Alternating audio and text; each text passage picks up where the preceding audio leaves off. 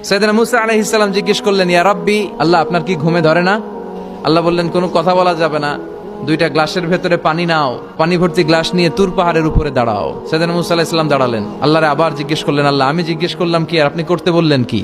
আল্লাহ বললেন, কথা বলো না, যা বলেছি তাই করো। তো মুসা আলাইহিস সালাম কিছু বলতে পারে না, পানি নিয়ে দাঁড়িয়ে রইলেন।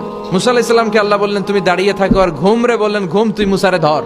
ঘুম যে এবার সাইয়েদনা মুসা আলাইহিস সালামকে ধরেছে। উনি ঘুমের ধাক্কায় আর থাকতে পারেন, একবার ডানে যায় আরেকবার বায়ে যায়। ঘুমের ধাক্কায় হঠাৎ করে কাত হয়ে পড়ে যায় আর গ্লাসগুলো মাটিতে পড়ে খান খান হয়ে ভেঙে যায়। আল্লাহ ডেকে বললেন, মুসা বেশি কিছু হেফাজতের তো দায়িত্ব দেই নাই, শুধু দুইটা গ্লাস হেফাজতের দায়িত্ব দিয়েছি। ঘুমের কারণে এগুলোর হেফাজত করতে পারো নাই, ভেঙে খান খান হয়ে গিয়েছে।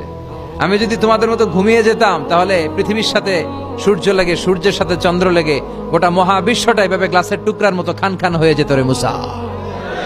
এজন্য লা তাখুযুহু সিনাতু ওয়ালা নাওম, আমার ঘুমেও ধরে না, ঘুমের আগে যে তন্দ্রা আসে ওইটাও ধরে না।